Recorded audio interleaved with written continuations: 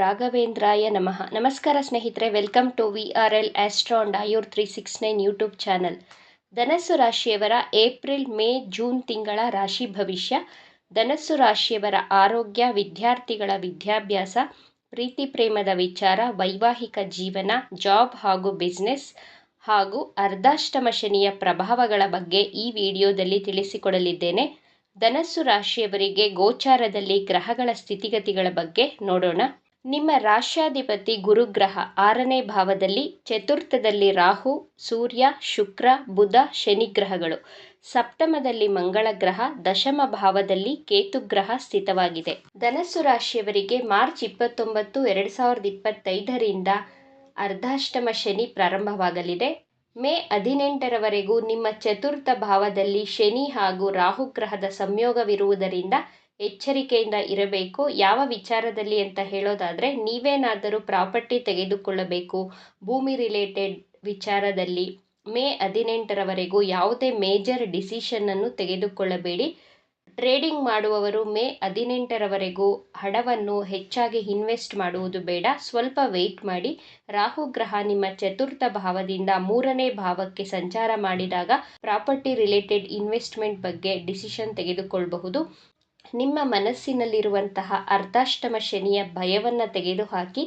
ಈ 2.5 ವರ್ಷದಲ್ಲಿ ಶನಿ ಗ್ರಹ ನಿಮಗೆ ಜವಾಬ್ದಾರಿಗಳನ್ನು ನೀಡುತ್ತದೆ, ನಿಮಗೆ ಸಮಯದ ಮಹತ್ವವನ್ನು ತಿಳಿಸಿಕೊಡುತ್ತದೆ. ಸಮಯಕ್ಕಿಂತ ದೊಡ್ಡದು ಯಾವುದೂ ಇಲ್ಲ. ಕಾಲವೇ ನಿಮ್ಮೆಲ್ಲ ಪ್ರಶ್ನೆಗಳಿಗೂ ಉತ್ತರ ಕೊಡುವುದರ ಜೊತೆಗೆ ನಿಮ್ಮ ಮೆಚ್ಯೂರಿಟಿ ಲೆವೆಲನ್ನು ಹೆಚ್ಚಿಸುತ್ತದೆ. ಟ್ರಾವೆಲಿಂಗನ್ನು ಮಾಡುತ್ತೀರಾ, ಟೆನ್ಷನ್ಗಳು ಇರುತ್ತವೆ. ಜೊತೆಗೆ ಶನಿಗ್ರಹ ನಿಮಗೆ ಫೈನಾನ್ಷಿಯಲಿ, ಪ್ರೊಫೆಷನಲಿ ಗ್ರೋತ್ ಹಾಗೂ ಸಕ್ಸಸ್ಸನ್ನು ತಂದುಕೊಡುತ್ತದೆ.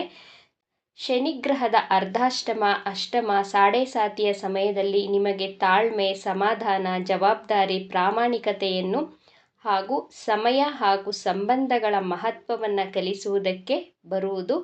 ಯಾರು ನಿಮ್ಮ ಜೀವನದ ಗುಣಮಟ್ಟವನ್ನು ಸುಧಾರಿಸಿಕೊಳ್ಳುತ್ತೀರೋ ಅಂತಹವರಿಗೆ ಶನಿಗ್ರಹ ವಿಶೇಷವಾದ ಆಶೀರ್ವಾದವನ್ನು, ಅನುಗ್ರಹವನ್ನು ಮಾಡಿ ಹೋಗುತ್ತದೆ. ಧನಸ್ಸು ರಾಶಿಯವರ ಆರೋಗ್ಯ ಈ 90 ದಿನಗಳಲ್ಲಿ ಹೇಗಿರಲಿದೆ ಎಂದು ನೋಡೋಣ. ನಿಮ್ಮ ರಾಶ್ಯಾಧಿಪತಿ ಗುರುಗ್ರಹ ಮೇ 15ಕ್ಕೆ ನಿಮ್ಮ 6ನೇ ಭಾವದಿಂದ ಸಪ್ತಮ ಭಾವಕ್ಕೆ ಪ್ರವೇಶಿಸಿದಾಗ ಅಲ್ಲಿಂದ ನಿಮ್ಮ ರಾಶಿಯನ್ನು ವೀಕ್ಷಿಸುವುದರಿಂದ ನಿಮ್ಮ ಇಮ್ಯುನಿಟಿ ಪವರ್ ಚೆನ್ನಾಗಿರುತ್ತದೆ. ನಿಮಗಿದ್ದಂತಹ ಅನಾರೋಗ್ಯದ ಸಮಸ್ಯೆಗಳಿಂದ ಮುಕ್ತಿಯನ್ನು ಪಡೆಯುತ್ತೀರಾ. ಏಪ್ರಿಲ್ ಹಾಗೂ ಮೇ 15ರವರೆಗೂ ಗುರುಗ್ರಹ ನಿಮ್ಮ 6ನೇ ಭಾವದಲ್ಲಿರುವುದರಿಂದ ಈ ಸಮಯದಲ್ಲಿ ನಿಮಗೆ ಡೈಜೆಷನ್ ತೊಂದರೆಗಳು, ಕಫ, ಕೋಲ್ಡ್ ರಿಲೇಟೆಡ್ ಹೆಲ್ತ್ ಇಶ್ಯೂಸ್ ಬರಬಹುದು. ಆದ್ದರಿಂದ ಹೆಲ್ದಿ ಫುಡ್ ಹ್ಯಾಬಿಟ್ಸ್ಗಳನ್ನು ಫಾಲೋ ಮಾಡಿ. ಮೇ 15ರ ನಂತರ ನಿಮ್ಮ ಆರೋಗ್ಯ ಚೆನ್ನಾಗಿರುತ್ತದೆ. ಧನಸ್ಸು ರಾಶಿಯವರ ವಿದ್ಯಾಭ್ಯಾಸ ಈ 90 ದಿನಗಳಲ್ಲಿ ಹೇಗಿರಲಿದೆ ಎಂದು ನೋಡೋಣ. ನಿಮ್ಮ ಪಂಚಮಾಧಿಪತಿ ಮಂಗಳ ಗ್ರಹ ಏಪ್ರಿಲ್ 5ಕ್ಕೆ ನಿಮ್ಮ ಅಷ್ಟಮ ಭಾವದಲ್ಲಿ ಗೋಚಾರ ಮಾಡಲಿದೆ. ವಿದ್ಯಾಭ್ಯಾಸದಲ್ಲಿ ಏಕಾಗ್ರತೆ ಇರುವುದಿಲ್ಲ, ನಿಮ್ಮ ಮನಸ್ಸು ಡೈವರ್ಟ್ ಆಗ್ತಾ ಇರುತ್ತೆ. ಮೇ 7ರಿಂದ 23 ಮೇವರೆಗೂ ನಿಮ್ಮ ವಿದ್ಯಾಭ್ಯಾಸದಲ್ಲಿ ಏಕಾಗ್ರತೆಯನ್ನು ವಹಿಸುತ್ತೀರಾ. ಏಪ್ರಿಲ್ 14ರಿಂದ ಮೇ 14ರವರೆಗೂ ಸೂರ್ಯಗ್ರಹ ಉಚ್ಚ ರಾಶಿಯಾದಂತಹ ಮೇಷರಾಶಿಯಲ್ಲಿ ಸಂಚಾರ ಮಾಡುವುದರಿಂದ ಗೌರ್ನಮೆಂಟ್ ಎಂಟ್ರೆನ್ಸ್ ಎಕ್ಸಾಮ್ ಬರೆಯುವಂತಹ ವಿದ್ಯಾರ್ಥಿಗಳಿಗೆ ಗುಡ್ ಟೈಮ್. ನೀವು ಬಹಳ ಆಕ್ಟಿವ್ ಆಗಿ ಲವಲವಿಕೆಯಿಂದ ಕೂಡಿರುತ್ತೀರಾ. ಏಪ್ರಿಲ್ 14ರಿಂದ ಮೇ 14ರವರೆಗೂ ಬೆಸ್ಟ್ ಟೈಮ್. ಮೇ 23ರವರೆಗೂ ಶುಭ ಸಮಯ. ಜೂನ್ 23ಕ್ಕೆ ಮಂಗಳ ಗ್ರಹ ನೀಚ ರಾಶಿಯಾದಂತಹ ಕಟಕ ರಾಶಿಯಲ್ಲಿ ಗೋಚಾರ ಮಾಡಿದಾಗ ನೀವು ಯಾರ ಮಾತನ್ನು ಕೇಳಲು ಸಿದ್ಧವಿರುವುದಿಲ್ಲ. ಜೂನ್ ತಿಂಗಳಲ್ಲಿ ವಿದ್ಯಾರ್ಥಿಗಳಿಗೆ ವಿದ್ಯಾಭ್ಯಾಸದಲ್ಲಿ ಏಕಾಗ್ರತೆ ಕಡಿಮೆಯಾಗುತ್ತದೆ. ಹೆಚ್ಚು ಕೋಪ ಮಾಡಿಕೊಳ್ಳುವುದು, ಫ್ರಸ್ಟ್ರೇಷನ್ಗೆ ಒಳಗಾಗ್ತೀರಾ ಜೂನ್ ತಿಂಗಳಲ್ಲಿ. ಧನಸ್ಸು ರಾಶಿಯವರ ಪ್ರೀತಿ ಪ್ರೇಮದ ವಿಚಾರವನ್ನು ನೋಡೋಣ. ಮೇ 18ರ ಒಳಗೆ ನೀವು ನಿಮ್ಮ ಕೋಪ, ಹಠದಿಂದ ನಿಮ್ಮ ಪ್ರೀತಿಯ ಜೀವನವನ್ನು ನೀವೇ ನಿಮ್ಮ ಕೈಯಾರ ಹಾಳು ಮಾಡಿಕೊಳ್ಳುವಂತಹ ಪರಿಸ್ಥಿತಿ ಇದೆ. ಏಪ್ರಿಲ್ ತಿಂಗಳು ಹಾಗೂ ಮಿಡ್ ಮೇವರೆಗೂ ಸಮಾಧಾನವಾಗಿ ಮಾತನಾಡಿ, ಇಲ್ಲದಿದ್ದರೆ ಮಿಸ್ಅಂಡರ್ಸ್ಟ್ಯಾಂಡಿಂಗ್, ಜಗಳಗಳು, ವೈಮನಸ್ಸುಗಳು ಉಂಟಾಗುವಂತಹ ಸಾಧ್ಯತೆಗಳಿವೆ. ನೀವು ನಿಮ್ಮ ಕೋಪದ ಕೈಗೆ ನಿಮ್ಮ ಬುದ್ಧಿಯನ್ನು ಕೊಟ್ಟು ಮಾತನಾಡುತ್ತೀರಾ. ಆದರೆ ಜೂನ್ ತಿಂಗಳಲ್ಲಿ ನಿಮ್ಮ ಪ್ರೀತಿಯ ಜೀವನದಲ್ಲಿದ್ದಂತಹ ಮಿಸ್ಅಂಡರ್ಸ್ಟ್ಯಾಂಡಿಂಗ್ಸ್, ವೈಮನಸ್ಸುಗಳು ಕಡಿಮೆಯಾಗಿ ನಿಮ್ಮ ಲವ್ ಲೈಫ್ ಸುಮಧುರವಾಗಿರುತ್ತದೆ. ಧನಸ್ಸು ರಾಶಿಯವರ ವೈವಾಹಿಕ ಜೀವನ ಈ 90 ದಿನಗಳಲ್ಲಿ ಹೇಗಿದೆ ಎಂದು ನೋಡೋಣ. ನಿಮ್ಮ ಸಪ್ತಮಾಧಿಪತಿ ಬುಧ ಗ್ರಹ ಕೇಂದ್ರ ಸ್ಥಾನದಲ್ಲಿದೆ. ಏಪ್ರಿಲ್ ತಿಂಗಳಲ್ಲಿ ವೈವಾಹಿಕ ಜೀವನ ಚೆನ್ನಾಗಿರುತ್ತದೆ. ಮೇ 23ರಿಂದ ಭಿನ್ನಾಭಿಪ್ರಾಯಗಳು ಬರಲು ಪ್ರಾರಂಭವಾಗುತ್ತದೆ ಅಥವಾ ನಿಮ್ಮ ಜೀವನ ಸಂಗಾತಿಗೆ ಅನಾರೋಗ್ಯ ಸಮಸ್ಯೆಗಳು ಕಾಡುತ್ತದೆ.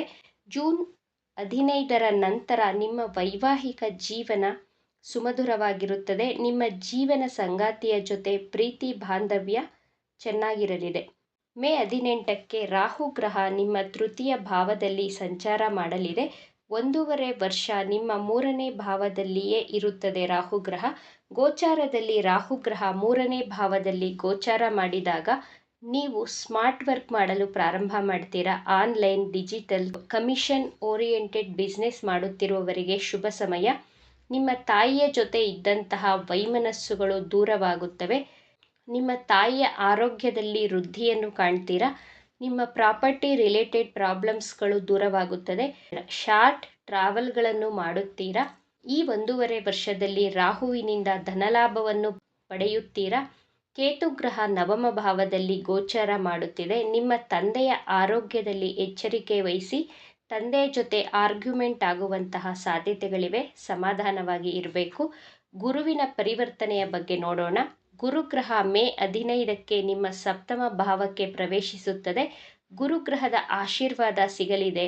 ಶೇರ್ ಮಾರ್ಕೆಟ್, ಸ್ಟಾಕ್ ಮಾರ್ಕೆಟಲ್ಲಿ ಲಾಭವನ್ನು ಪಡೆಯುತ್ತೀರಾ. ನಿಮ್ಮ ಮನೆಯಲ್ಲಿ ಶುಭ ಕಾರ್ಯಗಳು ನಡೆಯುತ್ತದೆ. ಮೇ 18ಕ್ಕೆ ನಿಮ್ಮ ಜಾಬಲ್ಲಿ ಇದ್ದಂತಹ ಟೆನ್ಷನ್ಗಳು, ಡಿಸ್ಸ್ಯಾಟಿಸ್ಫ್ಯಾಕ್ಷನ್ ಸಂಪೂರ್ಣವಾಗಿ ಕಡಿಮೆಯಾಗಲಿದೆ. ಪಾರ್ಟ್ನರ್ಶಿಪ್ ಬಿಸ್ನೆಸ್ ಮಾಡುತ್ತಿರುವವರಿಗೆ ಮೇ 15ರ ನಂತರ ಅದೃಷ್ಟದ ಸಮಯ. ಏಪ್ರಿಲ್ ಮೇ ತಿಂಗಳಲ್ಲಿ ಹೊಸ ಜಾಬ್ಗೆ ಅಪ್ಲೈ ಮಾಡಿದವರಿಗೆ ಹೊಸ ಜಾಬ್ ಸಿಗಲಿದೆ.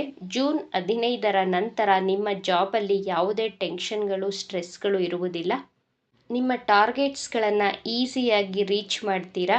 ಏಪ್ರಿಲ್ 23ರಿಂದ ಮಿಡ್ ಜೂನ್ವರೆಗೂ ನಿಮ್ಮ ಜಾಬಲ್ಲಿ, ವರ್ಕಿಂಗ್ ಪ್ಲೇಸಲ್ಲಿ ಆರ್ಗ್ಯುಮೆಂಟ್ ಆಗುವಂತಹ ಸಾಧ್ಯತೆಗಳಿವೆ.